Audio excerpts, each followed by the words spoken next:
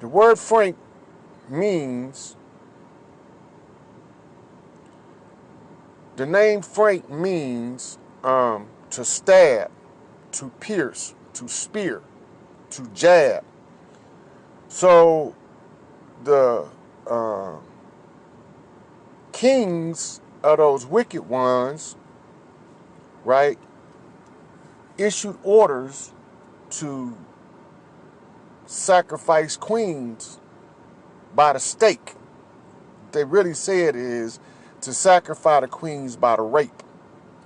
So the ones who are queen material, if it's a guy close proximity to her and he got righteousness in him and a dominant energy come in her presence, he's going to run interference. He can't help it. He don't even know why he's doing it, but he has to do it. If there's no males around, multiple women will converge as roadblocks in order to make sure that the queen is not raped. So we try to get out of this rape campaign, but we have to overthrow the imposters. We have to drag the enemy out into the open, because if you can't fight an enemy that hides in the blind, they use secret language. Somebody had to go into their system and get all of the underlying pieces to build a translator tool, like a code crack for the language of those who had you under their thumb. And so that was what I had to do. I had to find out what was the language that the enemy was using. And I had to crack the code. Now, we all seen that movie, or most of us, that movie Code Crackers, where the Japanese could not crack the code of an indigenous native language because it was outside their paradigm. They had no frame of reference in which to draw parallels to connect the dots to allow them to translate the language. Therefore, they couldn't translate the language. So this is already recorded. This gives me a frame of reference, because you can never find a solution to a problem if you don't have a base to start from. You got to have a base to start from. And so now I'm looking at this, right? I'm saying, okay, in code crackers, so whatever their language is, it has to be a different pattern than what we traditionally used to. So I look and I begin to see some odd anomalies in everything that pops out as telling me which direction to look, like arrows pointing down a street. What? And so I started to realize over time what was taking place in real time and what had happened in the past. So in science, they teach you in science what the last time you knew you was right. You go back to that point if you have a flawed theory. Now, you have to go back to the point where you absolutely knew you was right. That's the scientific method. So if you go back to the last point where we knew we was right and you start coming back forward, then you should be able to see where the error is in the mathematical calculation. That what you are saying, Christine? I knew you looked familiar. So I had to put a receipt on the record, that's all. Stamped and sealed, real time. Okay, so now look. I've seen a language because the way that the structure of the universe is set up.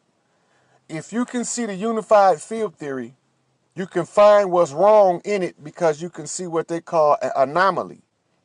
It's like if you go to the grocery store and you're a lady and you're looking at the food, you want to buy some apples and you look at the apple and you see a bruise on it. That's called an anomaly. The rest of the apple is fine, but one spot got a brown bruise on it. You can see the bruise. So what do? Well, it don't mean the apple got said it got to be thrown away, but one spoiled apple can spoil a whole bunch. So what do? This is what you do. You can core out the anomaly, and under that, You will find out if there's a worm in it, or you'll find out if it's just bruised from falling, in which case you can continue to consume that apple without any adverse effect, right? So here we go. We have a scenario in place where we hear about the rape campaign, but we don't know how to resolve it. So I had to step outside of our three-dimensional framework. In order to see the chessboard from the outside of the board, you can play it better than if you own the board as one of the pieces being moved by somebody else. So, in the chess game, there's two people on each side of the board. On the side of the board that the righteous was on, we didn't have nobody sitting there, so the other person was just setting the pieces up how they wanted them.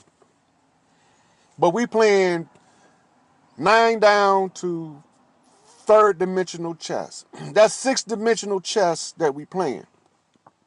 So that means that I have to look at the chess game from the 9th dimension, 8th dimension, 7th dimension, 6th dimension, 5th dimension, 4th dimension to the 3rd.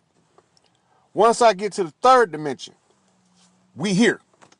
This is a simulator in order for the soul to come and refine its most noblest traits. What's going on, Mel? I holler back at you. I sent you that receipt for Pharaoh. I told you I was going to send you in Messenger, so check it out. So when I start seeing the anomalies, the universe point the sons of righteousness like a mirror to reflect where the wicked would be. Now, once the sons of righteousness start closing in on them, their remedy is to mislead him by playing to his left passions or his right passions. And what do I mean by that? So your left passion is your war soul. Your right passion is your love soul. If you are not a straight shooter, I bump straight every fucking time. If you're not a straight shooter and you a warrior only, you can get bumped to the left and get stuck to the left, right? If you are what they would call a Casanova, the Darn, knock 3, then you would be a sucker for love. That means that a woman can hook you in the heart and drag you wherever the fuck she wants you to go, and you are at her mercy, right? And since you at her mercy, you don't know it till she cut your ass off. Then that's going to show you your true colors to your own self, not nobody else. Because when she give you that hard left bump and stab you right in the motherfucking core of your heart, if you can continue to bump straight, you a bad motherfucker. So they send these rogue queens, these imposter bitches, to pretend to be righteous queens, and to mislead, deceive, and to trip the path up of the sons of the righteous. In the process of doing that, I'm learning their language. As I learn their language, I follow the anomaly, and I'm starting to see a pattern. So, who's fucking us? Who is it that got us stuck in a system fornicating under carnal knowledge? Who in the fuck is these motherfucking imposters? So I had to go and track down each of the leadership of them. Pope Francis is an android, being mobily operated like a control car. And I have to use him for a mirror. He ain't even real. They take him apart at night and put him in a box. So, anyway, the contract that was really fucking us between the Moors and the Arabs in the Middle East, King whatever the fuck his punk ass name is, made that agreement to keep their foot on our neck. Now, if you don't know history, it won't make sense. So I'm going to give y'all a little short clip. Arabs started the slave trade. Jews financed the slave trade. And every goddamn body else participated. Well, the Arabs kidnapped women and made half-breed sons with them. We call them Moors. Right? And they taught them that we was the enemy and that they should subjugate us. This is what the Arab fathers taught the half African, half Arab children. Like tip or tib is your frame of reference, because you always got to have a reference in order to get at people when you're giving them a controversial piece of fact. Tip or tib is recorded as being one of the most prolific of the Arab slave traders, and he looked just about like us.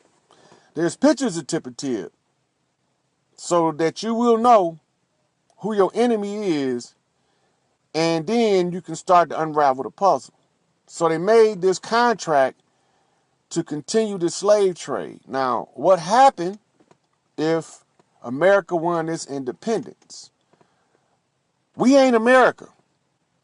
We indigenous by nature. Earthborn, organic from the soil. We not Americans. American is a corporation. It's a company, a slave trading company. Now, what's the frame of reference? It's a fake constitution is the frame of reference. It was the constitution that's settled in D.C. D.C. is what you call a corporate headquarters, a city-state corporate headquarters. It's a corporate body politic. What that means in law is it is a political place where the corporation board meets. A corporate body politic. The body is the board. Politics is what you call the pretext, and corporate is the nature. It's what it is at its source. So the corporate body politic that they call the United States, that's contracted between the Treaty of Peace and Friendship by Moors and Arabs to subjugate the children of Africa and the ones over here. That is expired July the 4th of this year. What is your frame of reference? The frame of reference is you go to the Republican National debate on 4th of July. This is out the Blue Lodge. And the Republican candidates are talking. There's no American flag anywhere. Right? No American flag. Now, when you go see them talk at the United Nations, you see right behind the speaker is a Moorish flag. Something ain't right here. So you have a big campaign to what they call resurrect the slave contract. How will you resurrect a dead contract? You re-enter the contract at a point where it's already where it was before it was ever settled. What do I mean by that? So the contract required you to learn to navigate it as a national. What is a nation? The nation is supposed to be a confederation of tribes. Why they don't call it a confederate? It's a code. It's a keyword. And so it'll make you look. What's the difference between a confederation and a nation? A confederation is like confidants. The same root word. So it's rooted in a brotherhood idea. An idea of brotherhood. And or sisterhood, sororities and fraternities. Philadelphia was our capital before they moved it to D.C. Philadelphia remains our capital as the indigenous people that made the contract with the 13 colonies when Europe dumped them off over here to get them out of their system They didn't want them in their dungeons. They didn't want them in their brothels. They rounded them all up what they called undesirables. Don't that sound familiar? And they dumped them over here. They dumped them over here for a reason. It was a distraction. Because while the North American, as they call it, tribes were trying to heal these people, we wasn't watching what was going on in South and Central America. So the Conquistadors, which mean conquering Tudors, or conquering tribes, royal tribe. The Tudors is who they call the Queen Elizabeth family, are the Tudors. But that's not really them, but that's them. So the family of royalty you see in England as the Tudors are half Moors, half Europeans. Now remember, the Moors is already half African, half Arab. And so when they invaded Spain is when they made they so-called royal families. Y'all forget about that. The Moors conquered and ruled Spain for hundreds of years. They set up Barcelona and Cordoba and all that. Well, they got kicked out. They had to go somewhere. Where the fuck they go? They came over here as conquistadors. It wasn't met very peacefully because the people over here knew who and what they were and didn't want them here. The people over here protected the colonists, so they told you about Thanksgiving, and they told it to you in a way that would make the native people not realize that we were sacked in a war. And we were sworn protectorates of those tribes that they dumped over here that they call colonies. They were set up over here by the indigenous people as a tribe. Because we have to all be set up with a what they call extended family structure that's functional. So this is your Thanksgiving dinner, is where we began to teach the colonists about how we pass on our knowledge and how we keep from being oppressed. And we were infiltrated. But we wasn't infiltrated by people with the pale skin that they call white. We was infiltrated by Moors who came with them as a fake prisoner. So they tricked us. They sacked us. They found out our secret. The Constitution was a magical oral document written in two parts, what you call an activating part, which was your Declaration of Independence, where before God, heaven, and earth, you declare that your sovereign rights won't be interfered with, lest the spirits of the earth, heaven, and earth protect you. And the other document was an oral constitution, but everybody didn't know it. Everybody didn't need to know it. Only your hierarchy, your priests, your chieftains, and your high seat woman's council knew the oral constitution. This was the kidnap of Sacagawea to try to compel her to recite the Constitution with its magical powers. It was to enact a defense mechanism if we was ever subjugated, because there has to be a remedy in every attack.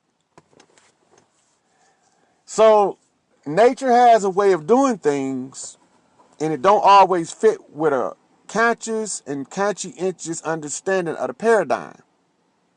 And what that means is the regular person might not understand it, might not be able to see it, and it might not make sense, but it's there.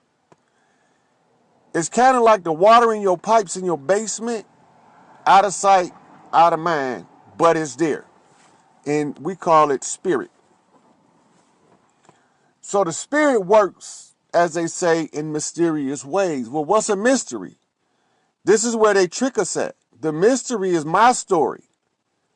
I get to write my story according to the code. But somebody interfered. How did they do it? How did they take all their superpowers from these amazing people and trap them? Easy. They sealed it in a written document. And they had a blood rite ritual. The blood rite ritual was done in that confines called Washington, D.C. Well, there they wrote the actual original translation of the Constitution in blood, sealed it up in your National Archive. It's still there. So when the Constitution expired,